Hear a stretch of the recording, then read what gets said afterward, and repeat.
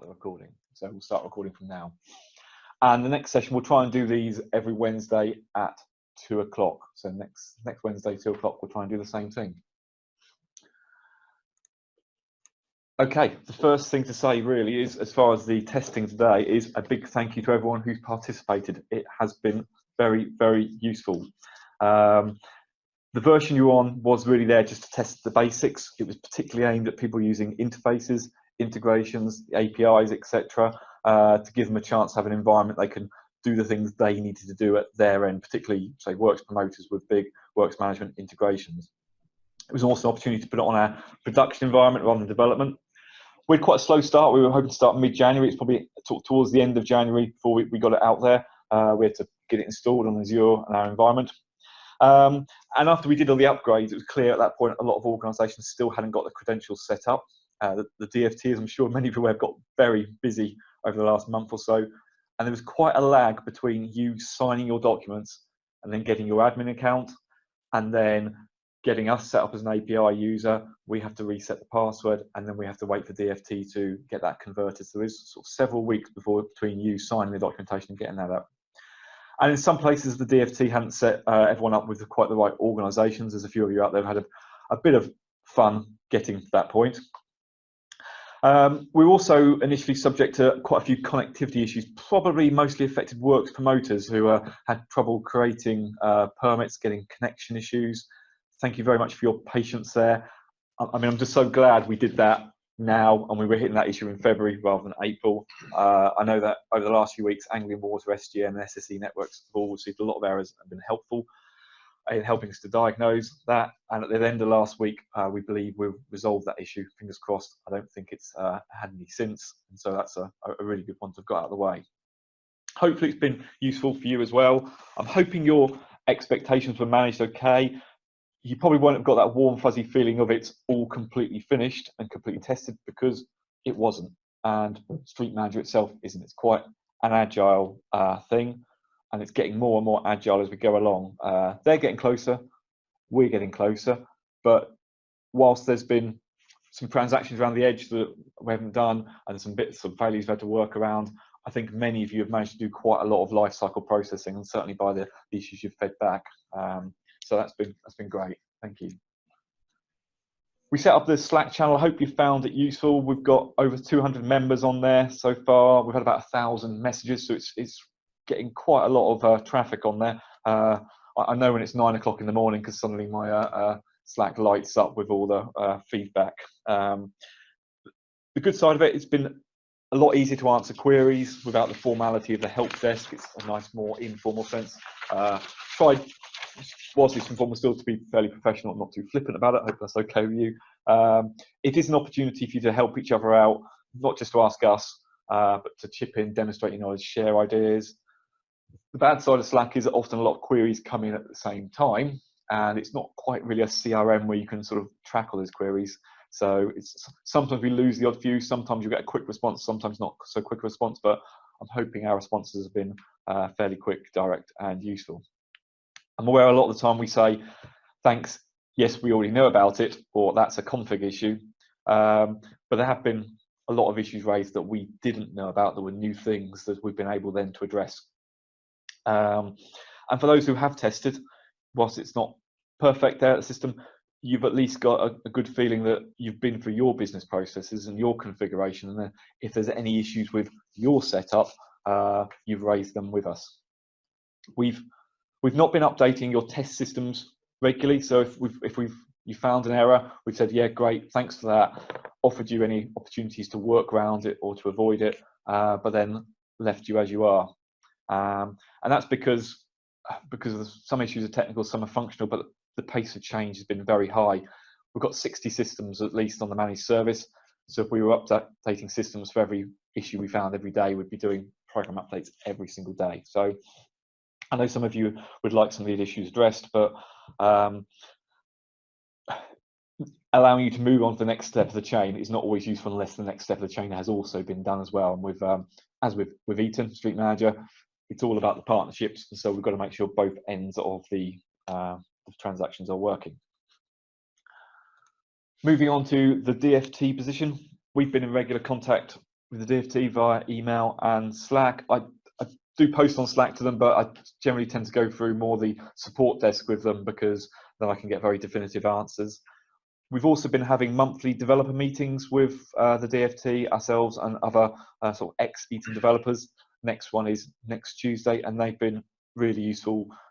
Good chance for us to ask them questions, but also they've been asking us, and we went through the last session, the detailed rollout plans for ourselves, IOTA and WDM, exactly what we were doing on what dates, so they knew when you were coming on board. And it's interesting that actually it's, all the developers were sharing, all very open. We're all pretty much taking the same transition path. We are all sort of upgrading systems during March, middle of March, late March, and then also switching it on right at the end of March. We've also been doing a series of performance tests with the DfT. They've set up a completely separate environment, an NFT, not for non-functional testing environment, where we've been firing high transaction volumes across to them to see what happens. And we've just been doing that the last week and a half. We're sort of doing it on behalf of the other developers. It's helpful for them to check that they can get our transaction volumes, and day one we're not going to be denied service, and make sure we're not going to be rate limited. Is also really helpful for us to make sure our infrastructure, our architecture can handle the volumes come day one. So far that's been really good. We're moving on from doing sort of normal volume testing now to sort of going up to see how far we can push it before it breaks. So we've done that with the DfT, and they're sort of working quite well with us there. Moving on, the last two sprints, just to go through sprint 42, which was just under 2 weeks ago, 20th of February. That was really for Street Manager, their full defective apparatus user interface release. Stuff in the API had come out earlier, and bits of defective apparatus had snuck in, but that was the first one that really hung them together. And whilst we'd done a little bit of the defective apparatus work beforehand on the design work, that was the release we really needed to wait for, because until it's in the user interface, you can't really work out what it's doing and why it's what the different stages are and different statuses are, that sort of thing. Also, that came in the last release was a new thing called workstream permissions. We'll talk a little bit more about this later, because it is important. So you can set up for your users whether they have full access, view only, and no access. And for the full and view only, you can control what work streams they have access to, both for your own users and for contractors. Some changes to the party API, which is almost like a system admin API, so we can get more information about contractors for users. And they've introduced geographical areas, which are really only for the user interface. We don't need them in the API, and HS2 applications. Sprint 42 also contained some undocumented API changes. Sprint 42 became the Sprint of Doom, as it's named internally, really, because suddenly on that Thursday afternoon, things stopped working. So there were new surface location types, new enumerated values, which weren't too bad, but weren't mentioned to us at all. The big one was that the way they return events back to us, there is a topic field which tells you sort of the category of event it is. All the permit application events are grouped together in a permit topic. They changed that to application topic, and so for that, at that point in time, suddenly we couldn't get any events. I'm sure many of you remember a couple of weeks ago, between Thursday and sort of Monday, Tuesday morning, nothing was coming down. So we had to apply an urgent patch for that. They also introduced a new alteration type for modified permit. So between that Thursday, no permit related events were downloaded, and interestingly, the change summary, which didn't include those changes, wasn't published until the Tuesday either. It was not a great time for us. We were quite busy, quite frantic, and we had a few stern words with them about it, because it's not really a viable way forward to change things without documenting them beforehand. And the meeting next week, we're going to discuss that in a lot more detail and try and plan out the release cycle.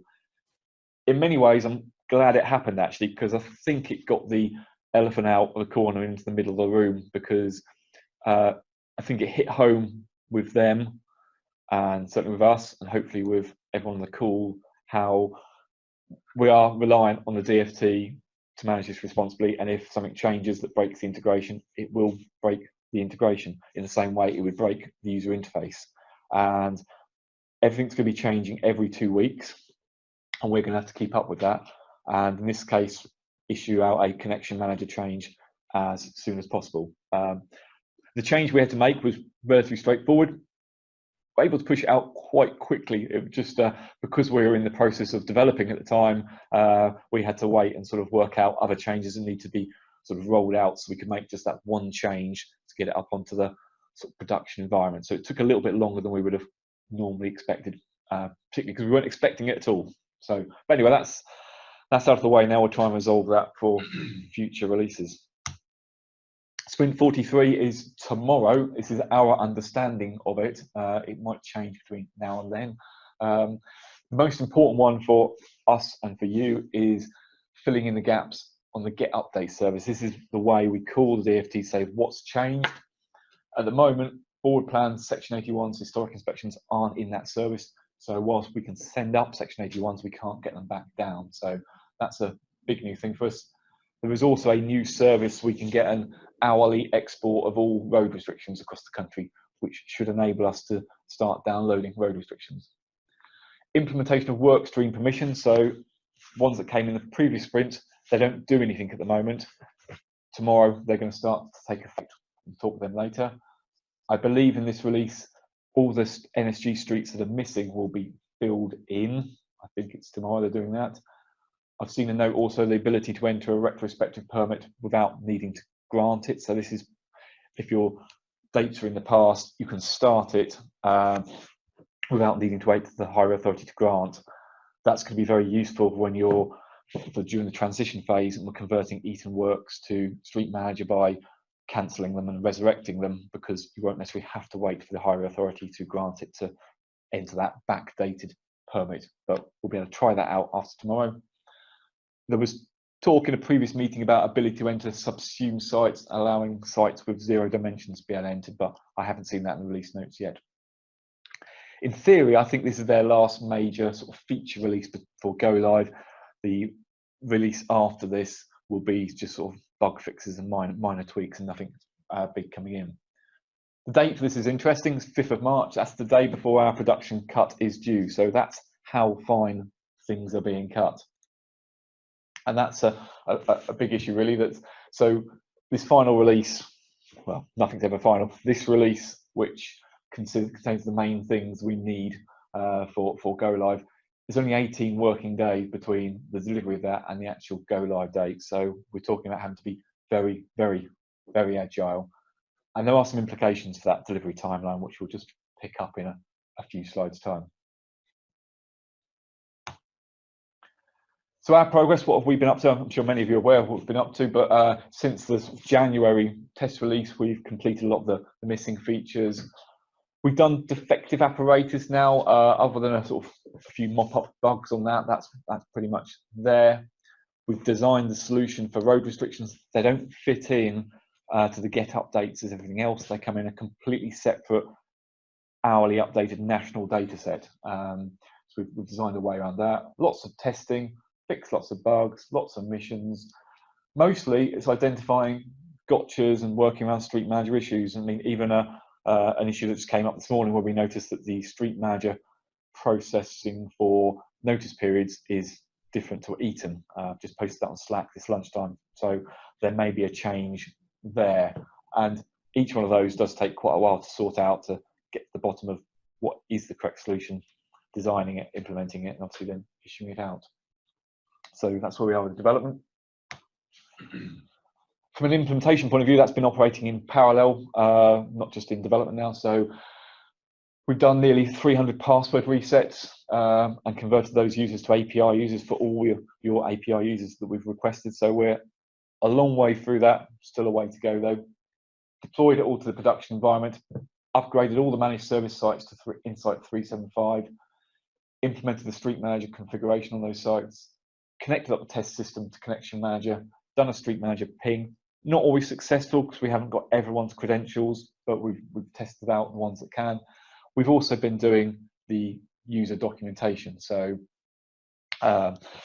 available to you now on the symposium area, and I'll mention this later, user interface changes, concepts, transition guide, Eaton mapping, troubleshooting, functional and technical implementations. There's quite a lot there, so it's worth looking at. So then we'll move on to the release schedule.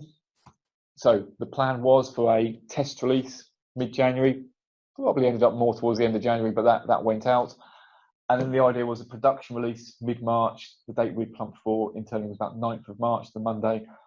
And from that point onwards, the idea was to be able to upgrade Insight, but also to upgrade the mobile device web services, upgrade the mobiles themselves, and upgrade the Insight Street Works Direct interface. That's the works management interface for some works promoters.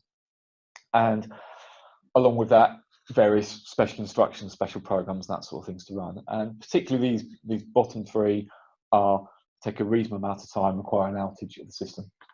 So that was the plan, but with the final DfT release only coming sort of tomorrow, and this 9th of March being Monday, and so we're also getting those systems ready for the Street Manager configuration. That's probably the key thing, is that having done all that, you've then got a couple of weeks to, you and us, to get it ready for Street Manager and do the testing and all the smoke testing. But as I said, that's the 9th of March. So we've refined that production release into a series of production releases, because basically the DfT haven't given us enough time really with a stable API to get it ready. So production release 1, 9th of March, and there are a number of locally hosted customers who are being upgraded by Symology technical staff next week, and they will use that release. That release will be fit for purpose for doing your mobiles, your current Eaton operation, and your current business as usual operation. So the plan next week was to do any locally hosted sites that required Symology staff. We bookmarked the week commencing the 16th of March for managed service upgrades, and all managed service users should have a date off their account manager that their live system is going to go. So that's the week we're going to do the live upgrades, and we will upgrade your test system to that version of software as well. So we've labelled that production release 2 because we will take another cut the Friday before, so it will be just a few more features and a few more fixes in that release. But whilst production 2 is slightly better than 1, there's just too little time between sprint 43 and those. So what we are going to do is a production release 3 just before go live. So the end of the week on the 27th of March, we are going to issue out a new set of programs. And so we will do a upgrade of the whole managed service estate around that weekend. Might be Friday night, Monday night as well, but probably Saturday and Sunday we will go through and do the upgrades. That is just a program update only, so it's not, don't need to reinstall mobile software, don't need to reinstall web services, so it's a lot quicker to do. For locally hosted users, we will make that available via the Symposium download, and you really have between the time we release that on the Friday and the 1st of April to apply that program update. There are no Insight Mobile changes planned. That ensures that you've got the latest, greatest release of software for Street Manager integration ready for go live, and that gives us a few more weeks for testing and resolving issues that are still coming up day by day, both with us and with Street Manager. Street Manager does keep changing on a regular basis.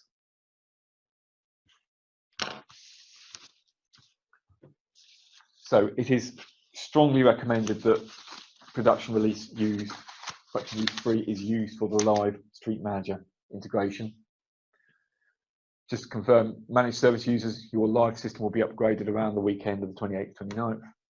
And for locally hosted, you'll need to plan for your IT team to do a program update between the 27th and the 31st of March. I know it's relatively short notice, but that's the world we're in now. And that's why so many of you have moved over to the managed service as a result of that. If your IT team are not able to do that, then obviously just contact your account manager and start discussing that issue with them. I'm not sure whether we'll have any resources around to do stuff, but we can obviously talk you through what needs to be done. A few things that are not planned for release 3, and the first one is very much a to be confirmed. It might sneak in. but don't bank on it at the moment. So these are the things that we've gone through and said just there just isn't enough time. Things that have been delivered after Christmas here and there, and we've just been focusing on making sure the essential things are required for April the 1st go live. So the first one is the download of road restrictions for works promoters. So highway authorities will be able to send the road restrictions up as activities to Street Manager. Works promoters, you won't be able to download new ones. It's not ideal, but we're working on the basis that you should already know well in advance of all existing road restrictions. So this will just be new ones that are being proposed. There's no real difference in Street Manager terms. There's no between proposed and in progress. There's no transaction that goes between the two. It comes in progress on the start date that you've already got in your local system. So we don't consider actually that for a few weeks or a month or so should really adversely affect any works promoters, and hopefully we can get that into the next release. But also some other things: completion of non-notifiable phases, registration of non-notifiable works. You'll be able to record them, but they just won't go anywhere for the moment. Some fields in Street Manager are bigger than the original Eaton fields. You get more than 500 characters back. We'll be getting the data back. We probably won't have a facility to display them yet, but people shouldn't be normally getting that long a permit response. There's an option in Street Manager to send a permit discount separate to the grant. We haven't done that yet. And various improvements to the transaction queuing and cosmetic improvements. So we'll schedule those into a post-March release and in reality, there will be regular releases in April onwards. There's going to be regular releases ongoing for Street Manager because it's a very changing environment. And so those will slip in as and when they are achieved. But it's not too bad. If that's the only things we've got that are not done, I'll be pleased with that. Just a quick update on mobiles. Hopefully everyone who's a mobile user has had an email from their account manager just with some far more detailed implications of upgrading the mobiles. So I'm not going to go through them other than just highlight the highlights, which is, unlike some previous releases, there's no backwards compatibility. Sometimes you could send data from 374 to 375. You can't. Once we upgrade Insight, your mobile device will not work anymore. So you must send all your data prior to the upgrade, and then after the upgrade, you must upgrade your devices afterwards straight away. The 375 implementation guide has more information in it, and the information from account managers has really the definitive guidance. So if we'd had more time, we may have been able to provide a bit more compatibility, but just plan your upgrade very carefully. Next, I'll move on to a few matters arising. Hopefully you'll have seen the first one on Slack. We realised that Street Manager is all permits. There is no noticing facilities in Street Manager. And originally we were just going to send notices as permits, and that all seemed to work okay. We realised there was not so much a problem as a bit of a gotcha with that approach, that if you sent a notice up as a works promoter, you would get a grant back down. And because you were operating on a noticing scheme, Insight would reject the grant because there's no such thing in a noticing scheme. But because Street Manager thinks it's a permit scheme, you wouldn't be allowed to progress that works until Street Manager had been granted in Street Manager. So you would be left not knowing at what point it was granted, when you can proceed. So we thought, whilst that grant doesn't mean anything, you want to get it back down into your works promoter system so you know it's been granted, albeit a dummy grant. It means you can at least proceed. So we thought through it some more and realised actually if Street Manager is effectively all permits, what we really need to do is make sure that Insight is all permits for Street Manager ODs. So what we're saying is if both ODs are on the Street Manager code of practice, so if you both move to Street Manager, then works will be sent to Street Manager, and that works will be considered a permit scheme regardless of what the OD settings are. So if you're operating in Wales, this doesn't affect you because those ODs will be on Eaton 6, so they won't be Street Manager. But if you're operating in England, once you transition to Street Manager, the permit flag will be set regardless of whether it's a noting scheme. If you are a authority and you are still on noticing, then you will have to use the permit transactions from Street Manager onwards. You'll have to grant a works or let it deem. The grant has no real effect and you shouldn't be charging for it, but you will need to do it in the same way you need to do that in the Street Manager user interface. And we think that's the best way of keeping everyone in sync and keeping everyone sort of with the same picture that you'll have in Street Manager. If you have any comments on that, shout them out at the end or post on Slack on the, I think it's on the Scope channel, that one. We mentioned earlier workstream permissions, so they were introduced in Sprint 42 but not used. At that point of Sprint 42, I think they set up all API users to have full access to all workstreams. And in Sprint 43 tomorrow, those permissions are going to come and take effect. If those permissions are not set up, you will get an HTTP status 401 access restricted message. I think in the Insight integration, you'll probably just see access restricted. Doesn't tell us why, it just says, we just get told it's a 401, which could be various different things. So depending on what you've got set up, you might suddenly find tomorrow afternoon something's not quite working correctly. If you get that message, the answer is to get your Street Manager, your admin user, to correct the workstream permissions for the Symology API user. So that those emails that we've sent out to you, you will need to make sure they have relevant workstream permissions. There is also a slight gotcha if you add a workstream, because if you add a workstream, it doesn't add that workstream to any existing users' permissions. So you create a new workstream 500 tomorrow, no users, including the API user, will have any permissions to that and won't be able to create work. So having created a new workstream in Street Manager, you then need to add the permissions to every single user. I think this could cause quite a lot of issues, and we're going to have a chat with the DfT about it next week. For many of you, you may have set up a lot of users on production, but may not set your work streams up. It is probably better to set your work streams up before you do your users on Street Manager to save yourself some time. We may be able to get them to change the default way around of doing it. At the moment, new users default to no access. So if you are generating user interface users, then be a bit careful. They'll get initially created with no access. You need to go back in and convert them to the relevant level of access you want. If you are creating an API user for us, you'll need to put it in as full access with access to all the relevant work streams. So it might get a bit hairy over the next couple of days with this. Go and check your workstream permissions. We don't have access to those workstream permissions. We don't have any admin users on production. We only have a couple of admin users on Sandbox just to sort of see the concepts. So we can't check your workstream permissions for you at the moment. We may be able to later with API calls. Yeah, that's the screen. When you're creating a new user, having created it, there is a facility to manage user permissions. And that's the screen there where you can set full access and tick the work streams you want to do. And you may need to go in there and add additional work streams in there for various users. As I just said, it is all a bit last minute, a bit messy. We're talking about sort of one day before our production release, a fairly major bit of functionality come in.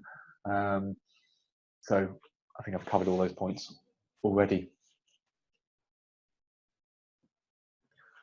So we're sort of going to draw to a close now on what the sort of first initial real catch-up one, and we can do more specific targeted topics next week.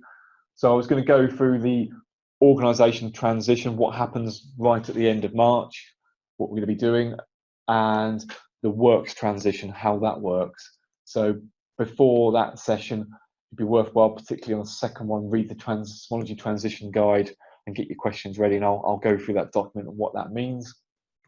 I'd also recommend you take that guide and actually work through some actual steps. So if you've got to the broad theme of the document, both the DFTs and ours is cancelling and resurrecting works. On your test system, cancel some works and resurrect them. Think through how you're going to actually find the works that need to be done and what inquiries. There is some guidance at the end of that guide which says these are the good inquiries to find things. In some of the inquiries, you can restrict works down to a particular code of practice. So if you run the inquiry for the works you're interested in just on the Eton 6, then as you cancel them and resurrect them in Street Manager, they will disappear from that list. And so you'll have a nice list that gradually gets shorter and shorter and shorter. Any questions like in the meantime, please raise via Slack, and we can obviously try and address them at next week's meeting. I mentioned the documentation earlier, which has been kept up to date as we go along. The newest one in there is a troubleshooting document, an FAQ, that's probably going to change every day. I imagine every time you raise a question on Slack, if I think it's something that might not be sorted for go live, it's sort of an ongoing thing, we try and put a troubleshooting question in for it. We've just updated the symposium area, so for each document there's now a date afterwards, which just gives you an idea of the date that the document was last updated. So if you have read the document, I don't want to have to keep rereading it again because I say I've updated it, you can see whether the date has changed since the last time you read it. And just a note down here for the test release status for January, that was a list of sort of the known issues of things we knew didn't work in that release. A few of you have been upgraded to a release at the end of February, so there's an upgraded version of that document which removes some of the things that we've addressed in that release. But we recommend you get to Symposium and have a look at those documents. And if something's missing from a document you think should be in there, please let us know because it will benefit the whole community. Next steps for you. Well, if you haven't registered your API details, please do that as soon as possible. We really are running out of time, both sandbox and production, and set up your workstream permissions for them. If you are a contractor, request to be added as a contractor as soon as possible from the organisations you work for. If you have organisations that work for you, then please add them as a contractor as soon as possible so we can start testing that with workstream permissions. One gotcha as well is just make sure in for both tests, but particularly in production, your own ODs are correct. You haven't accidentally tagged somebody else's OD as being own. It wouldn't have made a difference in Eton. It will for Street Manager. If it's marked as an own OD, we will attempt to get updates for it, which will cause issues. So please try and get them right. You've got the documentation for the changes, so you should be able to plan your user training by walking through what's changed on the screens. We said early on, back in sort of November, December time, I don't think the screen changes, the business processes you follow will be that different. It's more the differences between Street Manager and Eton that are going to cause all the issues. We haven't specifically planned any training because recording the works is very similar to recording it before. If you do think there's any Symology services that you require, please let us know. It may well be in April, once, if it does calm down, once some of our resources become more available, we can provide sort of on-site consultancy ad hoc sort of question and answer type days and sort of troubleshooting days. There we go.